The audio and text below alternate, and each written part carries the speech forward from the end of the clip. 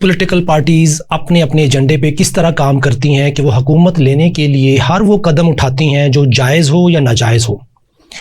چونکہ ہمارے لاز اور پالیسیز انکمپلیٹ ہیں، جس کی وجہ سے وہ ہر جائز اور ناجائز کام قانونی دائرے کے اندر رہتے ہوئے اپنی حکومت قائم کرنے کی کوشش کرتے ہیں. لیکن اس سارے مقصد میں، اس ساری سچویشن میں ہم پاکستانی ہمارے بینیفٹ وہ اگنور کر دیے جاتے ہیں. کیا کسی ایسی پارٹی نے منشور دیا ہے جس میں یہ بات کی جائے کہ ہماری آنے والی نسلیں بینیفیشری ہوں اس سسٹم کی جو وہ امپلیمنٹ کریں؟ کیا ہم پاکستانیوں کو ایسا منشور نہیں چاہیے کہ جس میں ہم بینیفیشری ہوں، ہم بینیفٹ اٹھائیں اس سسٹم سے جو اسلام نے اور پاکستان کے آئین نے ہر پاکستانی کو دی ہے؟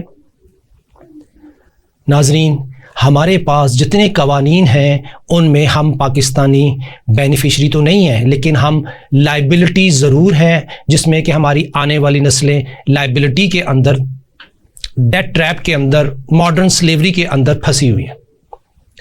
ہم بینیفیشری تو نہیں ہیں لیکن ہم دیندار ضرور ہیں.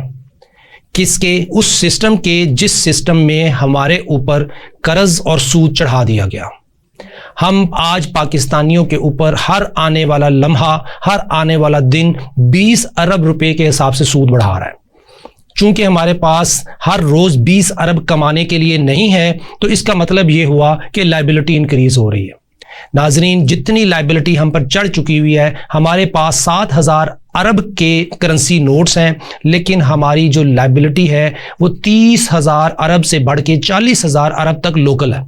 یعنی کہ اگر ہم اس کو ازیوم کریں کہ یہ 40,000 تک پہنچی تو نہیں لیکن پہنچنے والی ہے، کہ 40,000 ارب ہماری لائبلٹی اور 7,000 ارب کے لون، تو اس کا مطلب یہ ہوگا کہ پورے پاکستان میں جو کرنسی نوٹ ہیں وہ 6 دفعہ ہم گورنمنٹ آف پاکستان کو واپس کریں تو ہم اس لائبلٹی سے نجات پاتے ہیں.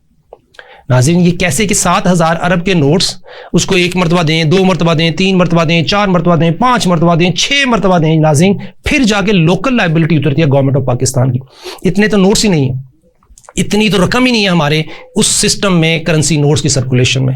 ناظرین، اس کا مطلب یہ ہوا کہ جو اسٹرکچرل ریفارم ہیں، جو فائنینشیل اکانومی ہے، وہ ہماری ڈیمیج ہو چکی ہے.